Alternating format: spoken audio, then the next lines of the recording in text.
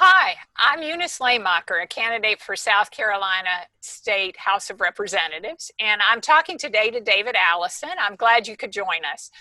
We're going to talk a little bit about sustainability and buildings. He's an architect at Clemson University. David, could you just tell me a little bit about yourself and your work? Yeah, I'm an alumni distinguished professor and director of a graduate in architecture and health at Clemson University. I've been in Clemson for, well, teaching here for 30 years. I also went to school here, left, and came back. So I've been a longtime resident of the upstate of South Carolina in Clemson. Been tried to be active in our community, and of course, I work on a national level and international level on issues related to human health and healthcare environments. So we are interested in the study of how the built environment impacts human health and well-being, both in healthcare settings, but in the larger world as well.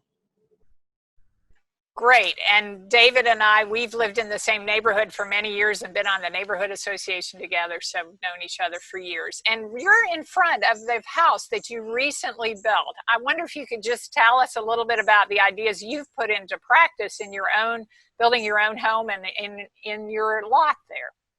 Well, I mean, the house was designed. It's been a long time goal of ours. With three intentions. One was to be able to age in place, as we move into retirement at some point in the not too distant future for me. Also for long life and low maintenance and low environmental footprint. So we've done things like we've insulated the house well above the standards for construction. We've designed to allow for natural ventilation as much as possible. So the windows can be open even when it's raining. The house performs very well that way. We've enjoyed this nice cool spring here, and we've been able to live on natural ventilation as opposed to artificial conditioning for a good bit. It's also designed for optimal solar orientation and control features given the limitations of the site. Has LED lighting throughout. I've used recycled and low carbon materials when possible. Have on-demand gas water heater with water conserving fixtures, high efficiency heat pumps. It's designed for future PV on the roof on the back slope. We've tried to minimize stormwater runoff and preserve the natural site as much as possible, given it's a very steeply sloping site. And we're trying to use natural landscaping that's designed for this climate with minimal irrigation requirements. So those are all things we've tried to do in this house, and we've been happy so far. We've been in it about a year now, and with how it's performing. Thank you. Yeah, it's a beautiful house. You said at some point ready for PV, that's photovoltaic. You can see both in David's yard and in my yard that we're in a very shady neighborhood. So it's a hard place to put in solar. But you're able to do that in the future. Is that what you were saying? That's what the design is intended to do. So, the house has a roof orientation and slope that I think will allow me to have pretty efficient PV energy collection here in the future. So we're talking in June, a time where all of us are aware of our world's going through a health crisis and a financial crisis and how to save money. And so some of the things that you described are really going to save you money in the future in terms of energy costs. And that's a larger question as well. That gets back to your studies. I'm curious what you think we can do to work to protect the earth and our natural resources in terms of how we build. What do you think we need to do as communities and neighborhoods to build for a better future that also is going to help save us some money in the future? Right. Well, I mean, it's interesting. We live almost at the epicenter of one of the most sprawling parts of the country in the United States, between the Atlanta and Charlotte, maybe Raleigh corridor. And so minimizing suburban sprawl, which is wasteful of resources, energy dependent, is one of the goals that I think we should work towards in the western part of South Carolina, and between the Atlanta and Charlotte corridor, through incentives for environmentally and community and socially responsible design. I think that involves appropriate mixed-use development that's planned around a regionally integrated transit system or systems in the upstate.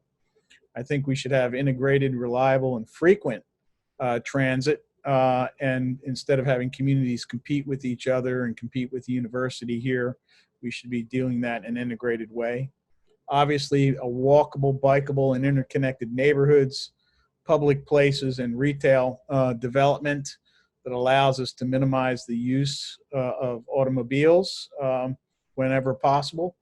Then I think we need to provide regulations that allow for development impact fees that are appropriate to the burden placed on our communities and infrastructure from the rapid development that's occurring here in the upstate and in the Clemson central region, and then take that money and reinvest it in infrastructure and sidewalks, bike paths, community amenities, utility infrastructure, things like that.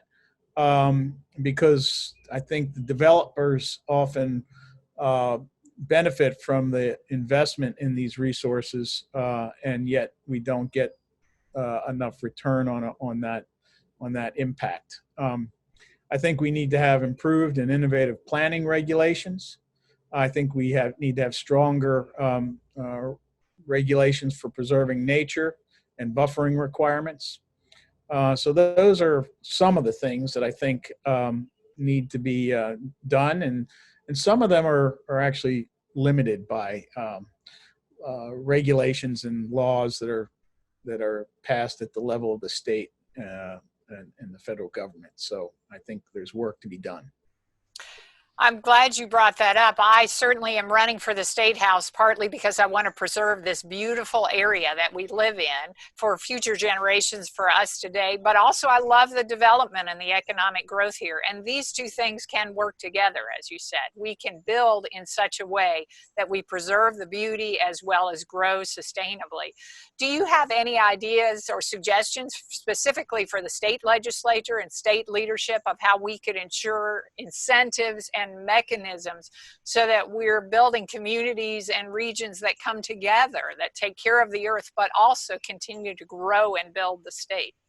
Yeah, I keep on hearing when we try to do progressive things here locally from the city officials that often they're limited in what they can do because of state level regulations and laws.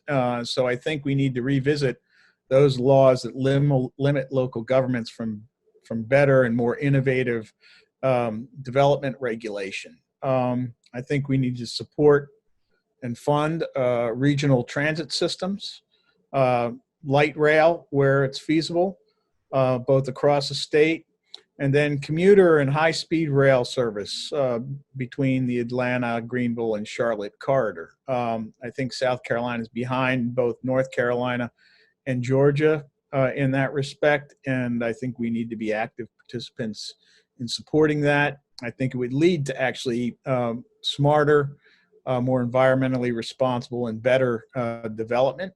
I think we need to incentivize environmental protections and sustainable practices.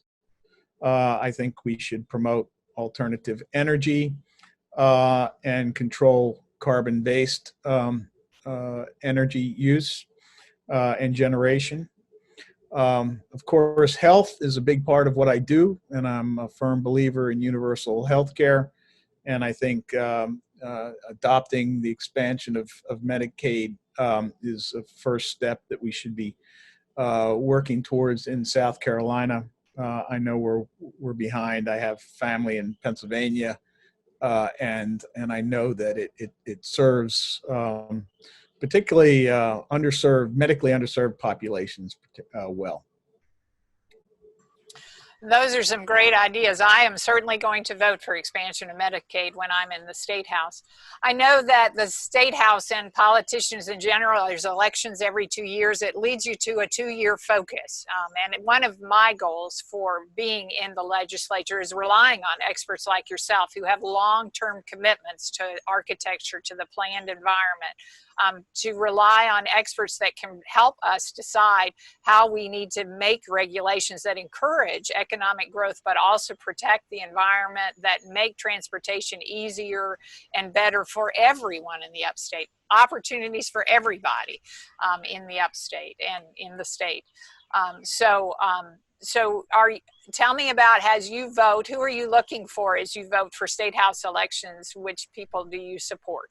Well, obviously, I'm supporting you because I believe in equality and social justice, which is an important topic, and even more important now in the context that we're living in.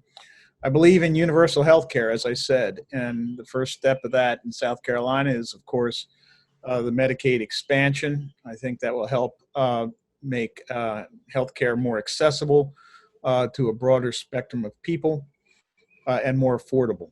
I believe in quality public education for all. I've fought for that here in South Carolina. I was instrumental in the fight for the elementary school in Clemson. I believe in global warming and the need for more sustainable, environmentally responsible practices, both in the built environment, but also in other ways. And I believe that you're someone that will represent those concerns at the level of the State House. So thank you for running. And thank you for this time to get together and talk about our future and how we can build better and how we can take care of everyone better. And I look forward to working with you and other experts as I move forward towards the State House. And thanks for showing us your house. It's great the way you've built it and that you're sharing your ideas with others. Thanks for this time. Thank you, Eunice. All right. Bye-bye.